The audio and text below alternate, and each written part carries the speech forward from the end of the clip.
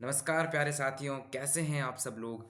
आशा करता हूँ आप बहुत बेहतरीन होंगे और आपकी पढ़ाई बहुत ही ज़्यादा बेहतरीन चल रही होगी। अभी शायद यहाँ से देखा जाए तो नीट के अंदर लगभग 1 महीना शेष है। लगभग जो हैं वो 1 मंथ अभी नीट के अंदर बाकी हैं। अच्छे से मन लगा के पढ़िएगा और ये जो एनसीईआरटी हाइलाइट सीरीज़ है इसको अच्छे से देखिएगा, क्योंकि नीट के अंदर जो क्वेश्चन आने वाले हैं वो इसी सीरीज़ से आने वाले हैं और इसी एनसीईआरटी की किताब से आने वाले हैं। तो दोस्तों, इस सीरीज़ को बिल्कुल भी मिस मत करिएगा, बहुत ज़्यादा इंपॉर्टेंट है। और इस सीरीज़ के अंदर एक और नया कदम और एक और नई सीढ़ी, और जिसके अंदर हम स्टार्ट कर रहे हैं चैप्टर नंबर 8 क्लास 12th का मानव कल्याण में सूक्ष्म जीव। इस चैप्टर का नाम है। नीट के लिए इंपॉर्टेंस की बात करूं तो नीट के अंदर 1 से लेकर 2 क्वेश्चन मिनिमम इस चैप्टर से पूछ जाएंगे। 1 से 2 तो मिनिमम है, 1 से 2 तो मिनिमम है। लगभग 2 क्वेश्चन तो इस चैप्टर से देखने को मिलेंगे। तो चैप्टर इंपॉर्टेंट है और प्यारा चैप्टर है और आसान चैप्टर है। अक्सर इसको वन शॉट में ही पढ़ा जाता है, अक्सर इस चैप्टर को वन शॉट में ही पढ़ा जाता है। चैप्टर का नाम है मानव कल्याण में सूक्ष्म जीव, microbes in human welfare. Chapter का नाम है मानव कल्याण में सूक्ष्म जीव यानी कि microbes in human welfare. Chapter का नाम है माइक्रोब्स यानी कि सूक्ष्म जीव in human welfare, microbes in human welfare, मतलब कि मानव के कल्याण में सूक्ष्म जीव। चैप्टर के नाम से हम ये चीज समझ सकते हैं। अक्सर हम देखते हैं कि सूक्ष्म जीव बहुत सारे हो सकते हैं, सूक्ष्म जीव बहुत सारे प्रकार के हो सकते हैं। उसमें से अगर मैं बात करूं तो सूक्ष्म जीव रोगकारी भी हो सकते हैं, रोगकारी भी हो सकते हैं, रोग पहुंचा सकते हैं, हानिकारक हो सकते हैं, किसी न किसी प्रकार से प्रत्यक्ष या अप्रत्यक्ष रूप से वो हानि पहुंचा सकते हैं। और कुछ ऐसे सूक्ष्म जीव तो होंगे, कुछ ऐसे सूक्ष्म जीव भी तो होंगे जो हमारे लिए लाभदायक हो, मानव के लिए क्या हो, लाभदायक हो। तो ऐसे ही सूक्ष्म जीवों के बारे में इस पूरे चैप्टर के अंदर पढ़ेंगे जो मानव के लिए क्या हो दोस्त, लाभकारी हो। क्या मेरी बात आपके समझ में आई क्या दोस्त। अब इस चैप्टर की शुरुआत करेंगे और इसके अंदर एनसीईआरटी को पढ़ना स्टार्ट करेंगे। और पहले तो देख लेते हैं इसके अंदर क्या क्या पढ़ना है अपने को। सबसे पहले घरेलू उत्पादों में सूक्ष्म जीव, जो हमारी दैनिक जो दिनचर्या होती है उसके अंदर कौन कौन से ऐसे प्रोडक्ट हैं जो सूक्ष्म जीवों से बनते हैं और हमारे लिए लाभदायक हैं। फिर अपन देखेंगे औद्योगिक ऐसे कौन कौन से उत्पाद है जो हमारे लिए लाभदायक हैं और सूक्ष्म जीव से बनते हैं। फिर अपन देखेंगे वाहित मल के उपचार में कौन कौन से सूक्ष्म जीव यूज होते हैं, बायोगैस के उत्पादन में कौन से सूक्ष्म जीव यूज होंगे, जैव नियंत्रक कारक के रूप में कौन से सूक्ष्म जीव जो है वो यूज होंगे, और फिर है लास्ट जैव उर्वरक के रूप में सूक्ष्म जीव। मतलब टोटल ही सूक्ष्म जीव का ही चैप्टर है और वह ऐसे सूक्ष्म जीवों की बात की जाएगी जो हमारे लिए क्या हो दोस्त, लाभदायक हो। ठीक है, सबसे पहले आइए एनसीईआरटी को पढ़ना स्टार्ट करते हैं। असूक्ष्म पादपों और प्राणियों के अतिरिक्त इस पृथ्वी पर जीव विज्ञानी तंत्र के प्रमुख घटक कौन है, सूक्ष्म जीव। असूक्ष्म मतलब जो सूक्ष्म नहीं है, असूक्ष्म का मतलब जो सूक्ष्म नहीं है, मतलब बड़े बड़े। तो यानी कि बड़े बड़े पादप और जो बड़े बड़े प्राणी हैं उनके अलावा भी तो इस पृथ्वी पर कुछ घटक होंगे और उन घटकों को बोला गया है सूक्ष्म जीव, जो छोटे होते हैं दिखने में। सूक्ष्म जीव क्या होते हैं, दिखने में छोटे होते हैं और कभी कभी इतने छोटे हो सकते हैं कि उनको जो है वो आंखों से नहीं देख सकते, नंगी आंखों से अपन नहीं देख सकते, ऐसे भी तो सूक्ष्म जीव होंगे। तो सूक्ष्म जीव बेसिकली जो है वो आकार में बहुत छोटे होते हैं। ठीक है, कक्षा 11 में आपने जीवित जीवों में पाई जाने वाली विविधता के बारे में अध्ययन किया होगा। क्लास 11th के अंदर अपन चैप्टर पढ़ते हैं डाइवर्सिटी के। डाइवर्सिटी के मतलब स्टार्टिंग के जो चैप्टर हैं, जिसके अंदर हम बात करें तो बायोलॉजिकल क्लासिफिकेशन हो गया, प्लांट किंगडम, एनिमल किंगडम, ये सारे डाइवर्सिटी के बारे में बताते हैं। तो वहां पे अपन ने विविधता के बारे में अध्ययन कर लिया। क्या आपको याद है कि जीवित जीवों में कौन से जगत के अंतर्गत सूक्ष्म जीवी आते थे? तो सूक्ष्म जीवी जो है वो मोनेरा जगत में डाला था उनको। किसके अंदर, मोनेरा। मोनेरा एक किंगडम है या मोनेरा एक जगत है, उसके अंदर सूक्ष्म जीवों को डाला गया था। अगर इसकी भी बात करें तो पंच जगत एक वर्गीकरण है, पंच जगत वर्गीकरण है। उस पंच जगत वर्गीकरण के अनुसार जो है वो 5 जगत बनाए गए थे। कौन कौन से जगत बनाए गए थे आइए चर्चा करते हैं। सबसे पहले बनाया गया था एक मोनेरा, मोनेरा के बाद प्रोटिस्टा, मोनेरा के बाद प्रोटिस्टा, प्रोटिस्टा के बाद तीसरा जो है वो है फंजाई या कवक, और चौथा है प्लांट, और पांचवा जो है वो एनिमल है। क्या मेरी बात समझ में आई। तो सूक्ष्म जीव जो सारे हैं वो किस में डाले गए, उसके अनुसार मोनेरा के अंडर डाले गए। तो अगर इस एनसीईआरटी ने हमसे क्वेश्चन किया है कि सूक्ष्म जीवों को कौन से जगत में डाला है, तो हम इसका उत्तर क्या देंगे दोस्त, हमने मोनेरा में डाला है। किस में डाला है, कौन से जगत के अंदर, मोनेरा जगत के अंदर। वे कौन से जीव हैं जिन्हें केवल सूक्ष्मदर्शी माना जाए, सूक्ष्म जीव सर्वव्यापी होते हैं। ठीक है, अब ये लाइन लिखी है कि सूक्ष्म जीव है सर्वव्यापी। सर्वव्यापी का मतलब हर जगह पाए जाने वाले। तो सूक्ष्म जीव बेसिकली हर जगह पाए जाएंगे, एवरी जगह, हर जगह, एवरी प्लेसेस। ठीक है, हर जगह। जैसे आप मिट्टी में जा रहे हो, एक आपने मुट्ठी भर मिट्टी ली है ना, उसमें भी सैकड़ों क्या मिलेंगे आपको, सूक्ष्म जीव मिलेंगे। आप कहीं पे भी चले जाओ सूक्ष्म जीव तो पाए ही जाएंगे, इसलिए ये वर्ड यूज किया गया है। सूक्ष्म जीव क्या होते हैं, सर्वव्यापी होते हैं। आपके शरीर के ऊपर अभी आप बैठे हो इस स्थिति में, इसमें भी आपके शरीर के ऊपर खूब सारे सूक्ष्म जीव हैं, ऊपर का हो चाहे अंदर का हो वो भी है। आप जहाँ बैठे हो वहाँ भी खूब सारे सूक्ष्म जीव हैं। आप खाना खाते हो तो उसके ऊपर भी सूक्ष्म जीव हैं। तो सूक्ष्म जीव बेसिकली सर्वव्यापी हर जगह पाए जाएंगे। और चूंकि ये चीज़ हमें दिखते नहीं है, सूक्ष्मदर्शी ऐसी संरचना है जो हमें कम दिखती है, नग्न आंखों से दिखेगी नहीं, कभी कभी अपने को माइक्रोस्कोप की सहायता से देखना पड़ता है ना। तो इसलिए जो है बेसिकली दिखते नहीं है, इसलिए अपन कह नहीं सकते, बाकी होते कैसे हैं? सर्वव्यापी या हर जगह पाए जाने वाले। अब दूसरा क्या, यह मृदा, जल, वायु हमारे शरीर के अंदर और अन्य प्रकार के प्राणियों और पादपों के ऊपर पाए जाते हैं। मिट्टी के अंदर मिलेंगे, वाटर के अंदर आपको देखने को मिलेंगे, हवा के अंदर भी सूक्ष्म जीव हैं और हमारे शरीर के अंदर भी है। और अन्य प्रकार के प्राणियों और पादप जो हैं, जो अन्य प्राणी हैं हमारे अलावा और जो अन्य पादप भी हैं, तो उनके अंदर भी या उनके ऊपर भी पाए जाएंगे शरीर की। ठीक है, ये चीजें तो सूक्ष्म जीव क्या है, सर्वव्यापी हैं, यानी कि हर जगह पाए जाते हैं। ठीक है, आगे देखते हैं। जहां किसी प्रकार से जीवन संभव नहीं है, जैसे कि अगर मैं बात करूं गीजर के भीतर गहराई तक, गीजर गीजर का मतलब बहुत ज्यादा गर्म होता है, जहां टेम्परेचर 100 डिग्री सेल्सियस, कितना, 100 डिग्री सेल्सियस तापमान बढ़ा हुआ रहता है, वहां पे भी आपको सूक्ष्म जीव देखने को मिल सकते हैं। तो वेरिएशन है सूक्ष्म जीवों के निवास के अंदर, बहुत सारी वेरिएशन है।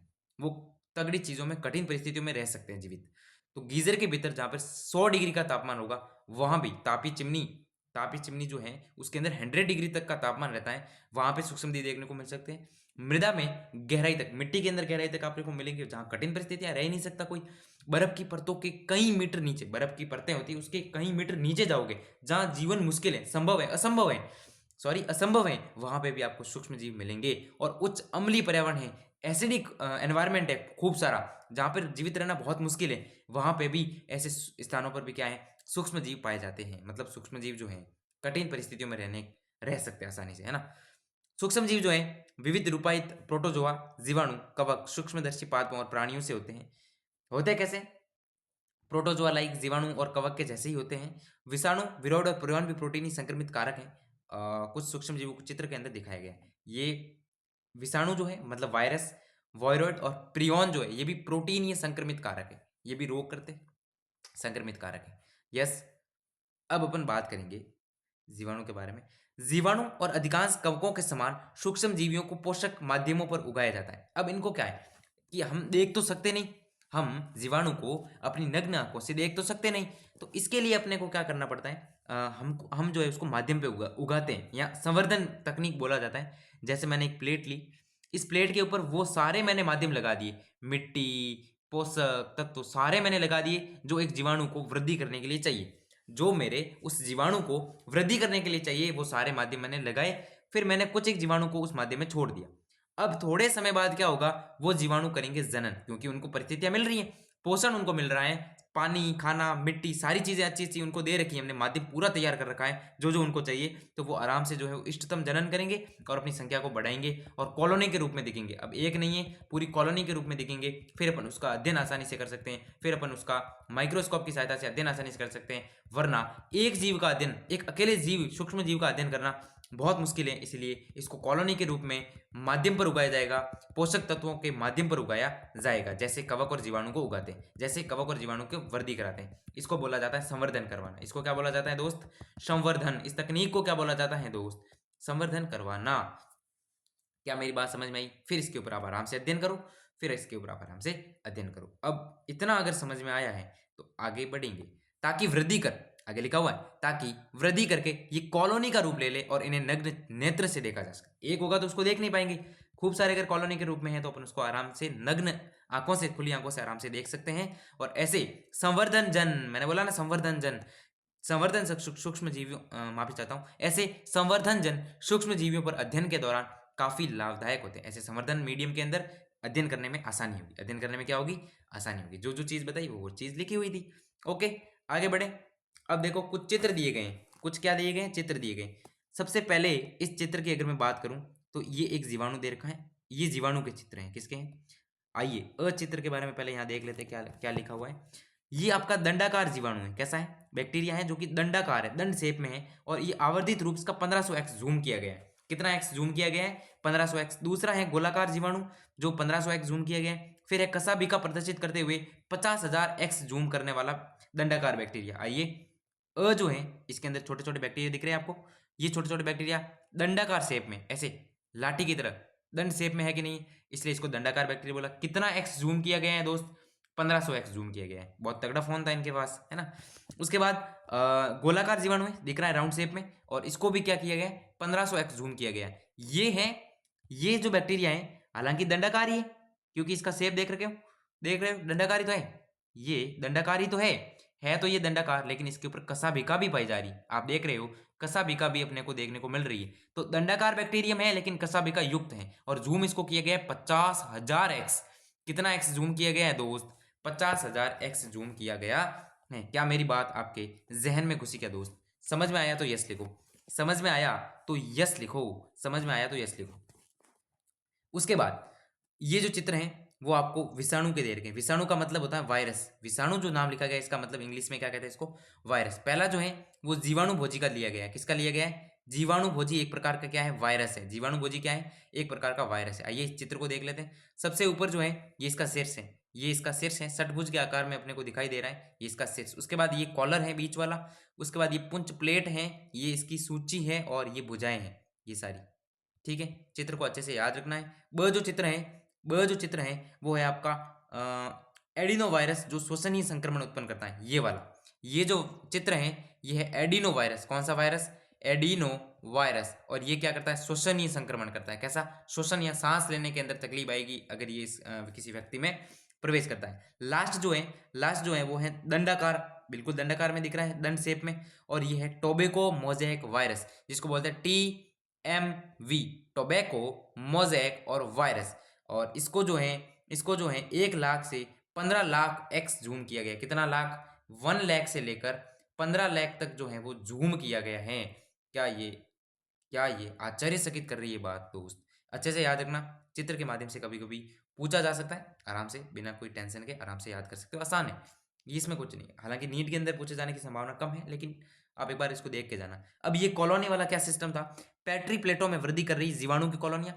के अंदर आपको जीवाणु की कॉलोनियों को वृद्धि करवाया है, अच्छे से माध्यम लगा के, सारा माध्यम लगा के यहाँ जीवाणु को वृद्धि कराया। दूसरा है पैट्री प्लेटों के अंदर कवक की कॉलोनी को वृद्धि कराया। ये कवक की कॉलोनी ऐसी बन जाएगी ग्रीन ग्रीन, खूब सारे कवक है इसके अंदर। ठीक है, तो ये है वृद्धि करवाने की विधियां हैं, कैसे इनको वृद्धि कराएंगे, क्योंकि ये सूक्ष्मजीवी संरचना है, एक के ऊपर इसका अध्ययन नहीं कर सकते, इसको कॉलोनी के रूप में अध्ययन करना पड़ेगा। तो जीवाणु की और कवकों की कॉलोनी का चित्र दिखाया, आराम से इसको देख लेना है, इसमें कोई दिक्कत नहीं है।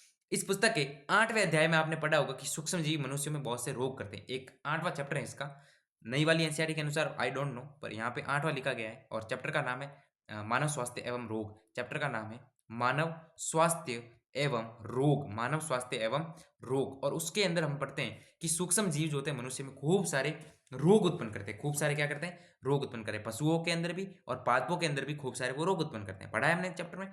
परंतु इससे आपको ये नहीं समझना है कि सूक्ष्म जीव जो है वो रोग वाले ही होते हैं। इसका मतलब ये नहीं है कि सूक्ष्म जीव सारे क्या है? हानिप्रद है या रोग कारक है। अधिकांश सूक्ष्म जीव मनुष्यों के लिए कई प्रकार से लाभप्रद होते हैं। अधिकांशतः यानी मोस्ट ऑफ सूक्ष्म जीव जो होते हैं वो क्या होते हैं? मनुष्यों के लिए कई प्रकार से जो है वो लाभप्रद है। ठीक है, मानव कल्याण के प्रति सूक्ष्म जीवों के कुछ अत्यंत महत्वपूर्ण योगदानों पर निम्नलिखित पृष्ठों में परिचर्चा की गई है, यानी आगे बात की गई है किस प्रकार से मानव कल्याण में सूक्ष्म जीव कैसे हैं, उसको इस चैप्टर के अंदर बताया गया है। और हालांकि देखा जाए तो चैप्टर की शुरुआत अच्छे ढंग से यहाँ से होती है, नीट लेवल पे चैप्टर की शुरुआत कहाँ से होगी? यहाँ से होगी।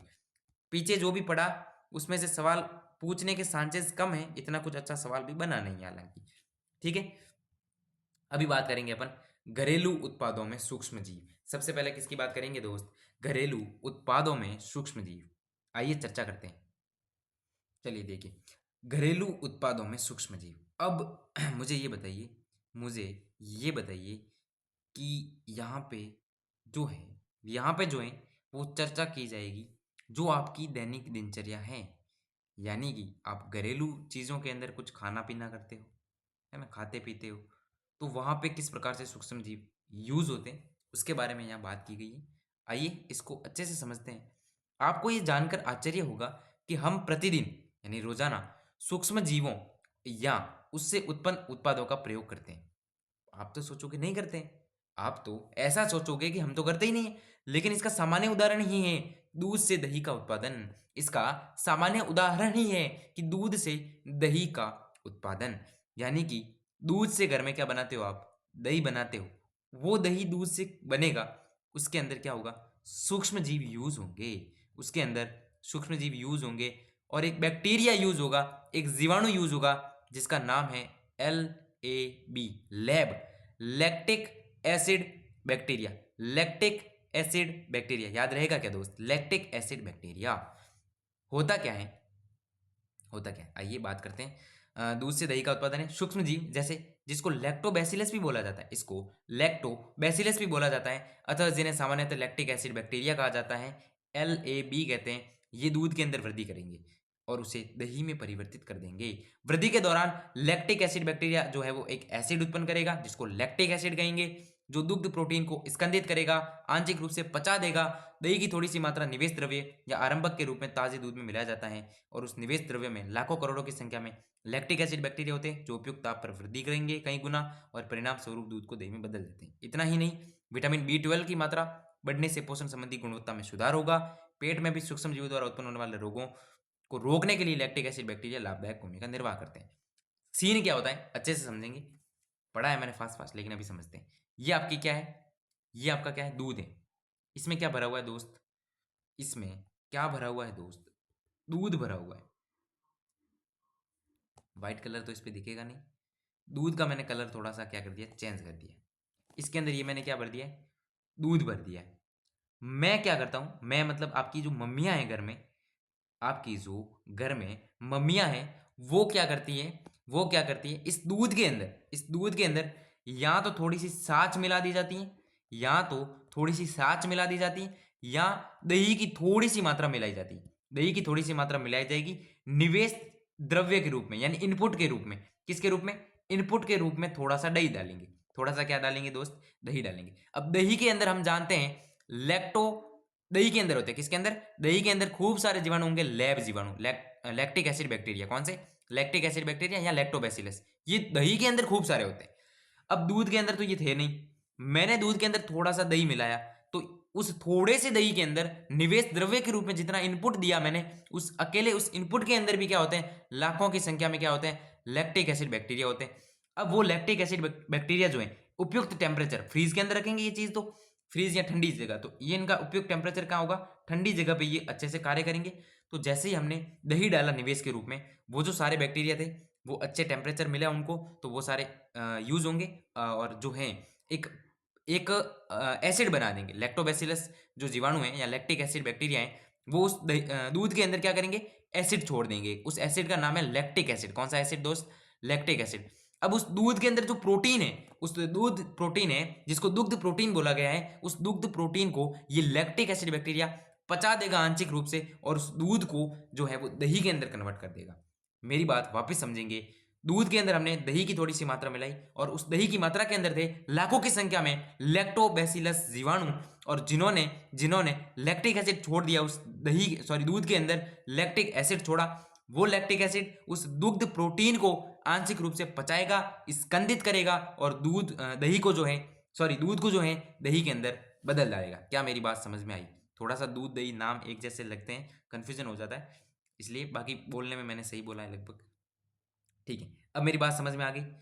सबसे पहले दूध लिया, उसके अंदर थोड़ा सा दही डाला, उस दही के अंदर थे लैक्टिक एसिड बैक्टीरिया जिन्होंने लैक्टिक एसिड छोड़ दिया उस दूध के अंदर। फिर जो है लैक्टिक एसिड उसने उस दूध के प्रोटीन को आंशिक रूप से पचाया या फिर स्कंदित किया और उस दूध को दही में कन्वर्ट कर दिया, उस दूध को दही के अंदर कन्वर्ट कर दिया। इसका मतलब जो दही आप खाओगे, जो दही आप खाओगे उसके अंदर क्या होंगे दोस्त, लैक्टिक एसिड बैक्टीरिया होंगे।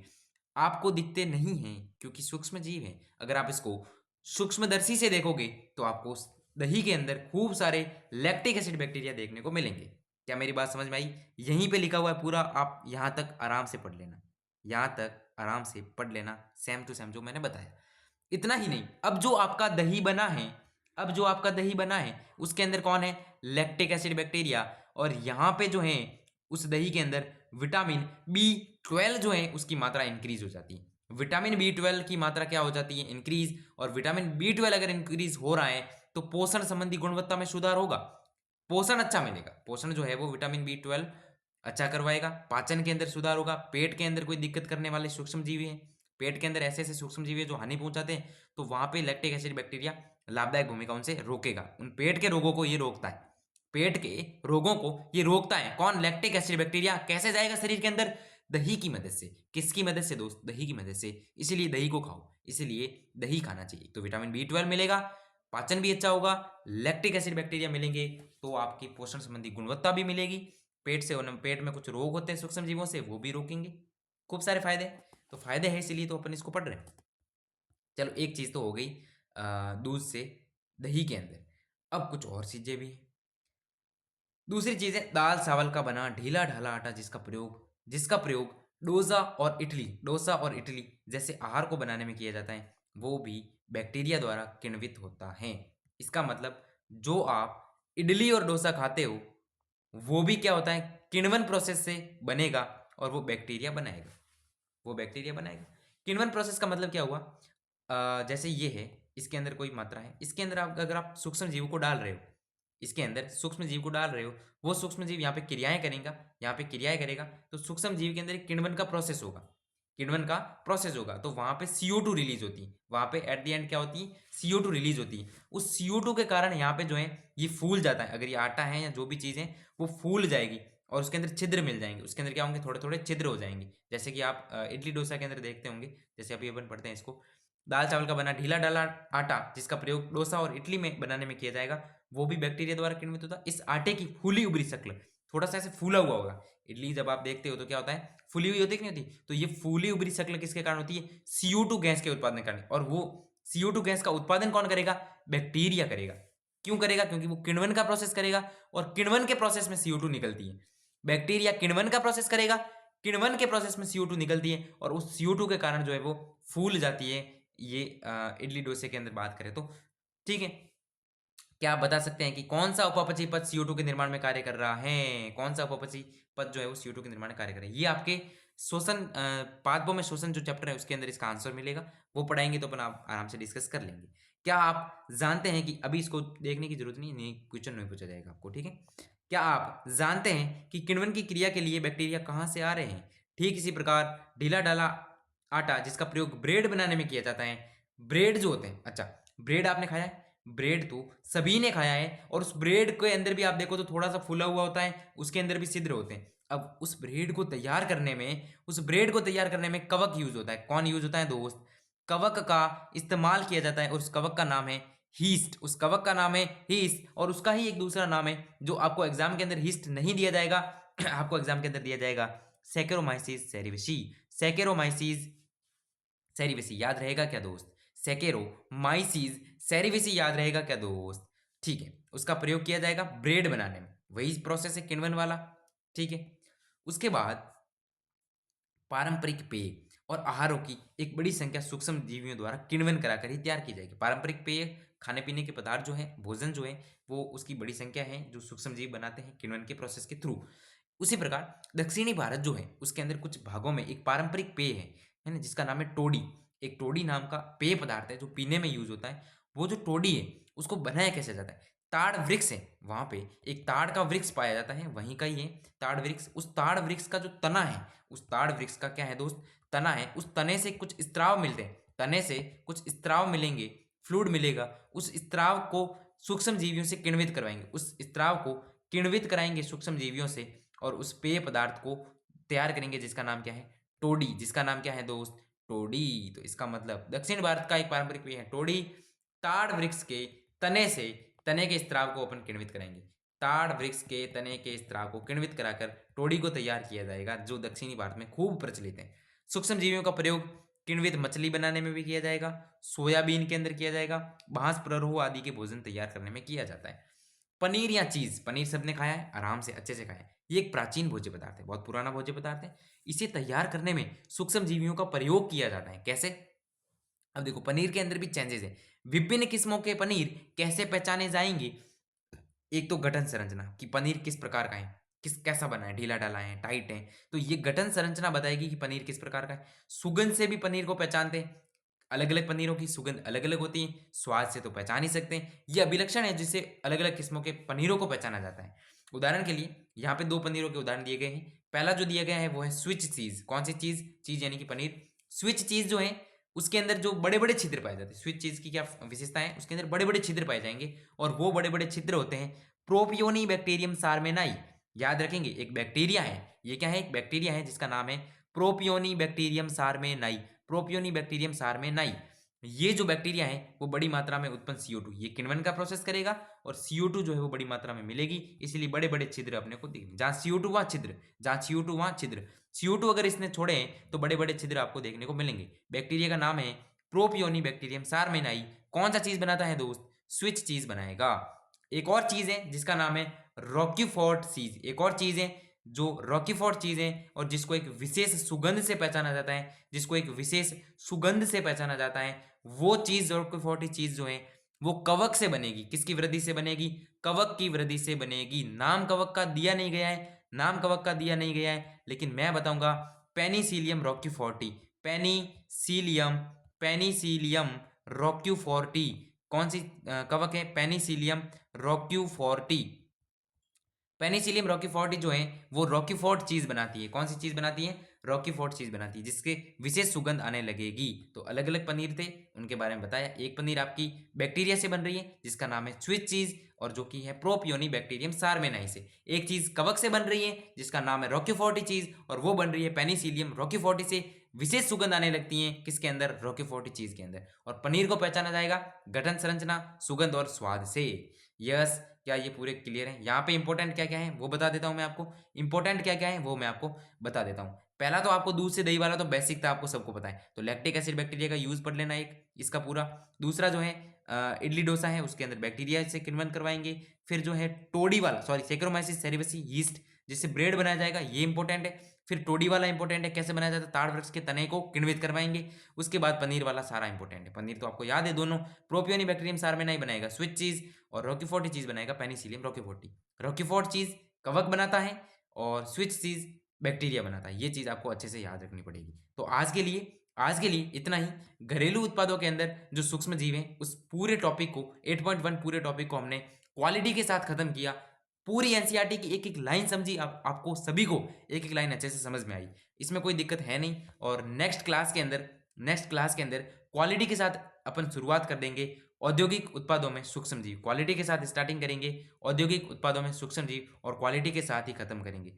नेक्स्ट के अंदर यहाँ इस पूरे को खत्म कर देंगे और हम नेक्स्ट लेक्चर के अंदर एंडिंग में अपन पहुंच जाएंगे वाहितमल उपचार में सूक्ष्म जीव। चाहे कितना ही बड़ा लेक्चर हो, पूरे पूरे 8.2 टॉपिक को कवर करके यहाँ पहुंच जाऊंगा वाहितमल उपचार के ऊपर।